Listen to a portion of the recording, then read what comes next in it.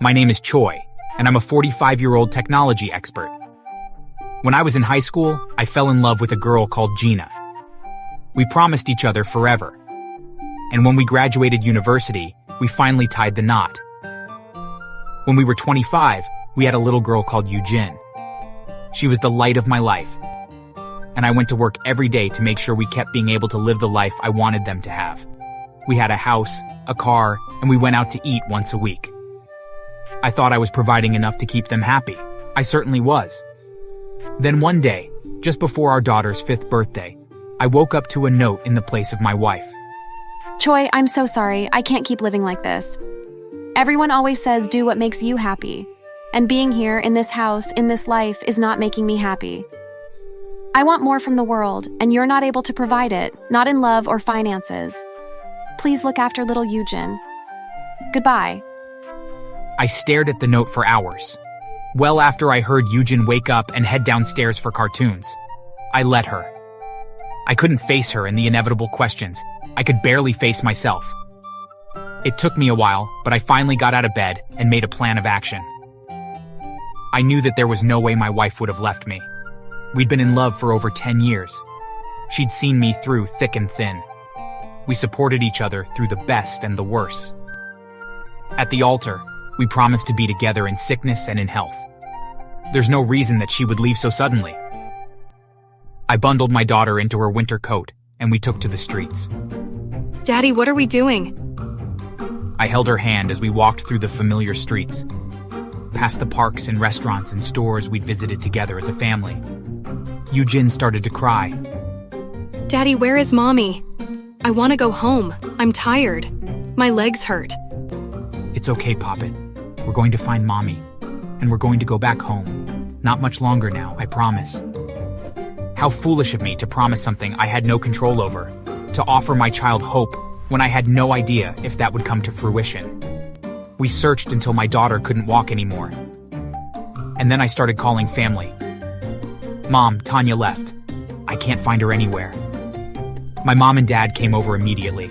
While my dad took charge of entertaining my daughter, my mom and I looked over the letter and then searched the house for evidence. Her clothes are gone, her computer is gone, all of her jewelry and her car. This wasn't a kidnapping or anything like that. She left. I'm so sorry, Choi. If it wasn't for my parents, I don't think I would have been able to survive those few weeks immediately after she left me. There was no contact, not through her email, her socials, or her phone. Her family blocked me. And she posted to me divorce and bank documents for me to sign and send to her lawyer so that our separation would be official. Mom, signing this feels like giving up. I haven't even seen her. I've not had the chance to plead my case. I don't think she intends to give you that opportunity. She felt you weren't giving her a good enough lifestyle, and so now she's left. That's her loss. You don't want to be with someone who only cares about you because of your money. I never had much money. We were comfortable, but we weren't rich. She worked part-time at a boutique, and she'd never mentioned before that it bothered her. All this time, and she'd been dissatisfied with who I was. I couldn't handle it. I threw myself into my work, and with my team, we created an algorithm that could determine how well your relationship was going based on overheard conversations. It took months to develop, and 3 years before it was ready to be rolled out. Initially, we thought it would be used for relationships, but it turned out to be a great way to ease a business meeting in the right direction. Companies across the world were jumping at the chance to buy our product and use it to make sure their investors or boards of directors were not losing interest in what was being said. I told all my friends at school that your creation is being used by all of the biggest names in the world. They think you're so cool. I am so cool. Eugene never asked about her mom. I was surprised because I was sure that she'd wanted to know what happened.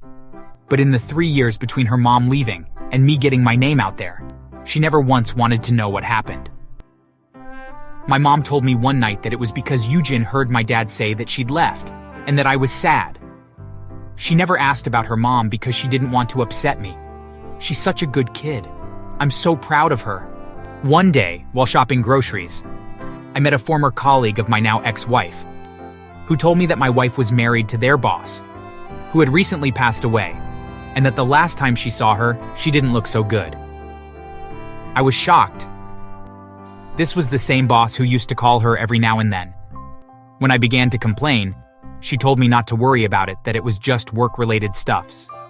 Now I understand why she disappeared. It's a pity she lost her husband, but I don't care about her anymore. I have good news, Eugene. We're going to Disneyland. With the invention came a sudden wealth that I wasn't prepared for. Suddenly, I could fly me and my daughter around the world. Eugene, at the age of 8, started a YouTube channel about traveling and gained a following. Between us, we were making over $1 million a year. Then, 5 years after we last heard from her, Tanya reached out to us. She called us up one night while we were watching a movie. Choi, is that you? Tanya? What? Why are you calling me? I can't call my ex-husband on a Thursday night. No, you can't. I wanted you to call me 5 years ago, but instead, you left me high and dry with no idea what happened to you. Now you expect me to want to chat? Dad, why are you so angry? Sorry for scaring you, Eugene, but your mother is on the phone. I don't have a mother. Did you tell her to say that? Tell her? You told her, with your actions. You don't just get to abandon your family for 5 years and still call them your family. You're nothing to us now, just like we were nothing to you then. Don't you even want to hear about where I've been? I did, but I didn't. I wanted to know what was so great that she decided to abandon us. But I also didn't want any further contact with her. If we could help it, I would have preferred that we never heard from her again. But I could not push her out of my life as easily as she pushed us out of hers. I think we should consider rekindling our relationship. We were good together. We were happy. I was happy, but you certainly weren't. You left because I wasn't rich enough, but you're back now that I am. You're not being nearly as subtle as you think you're being, Tanya. And I'm sorry, but I'm not interested in rekindling anything with you. I hung up, and only realized a second later that I just cut Tanya out of Eugene's life without her permission. I'm sorry, Eugene. I should have asked first. I can give you her number if you want. What for?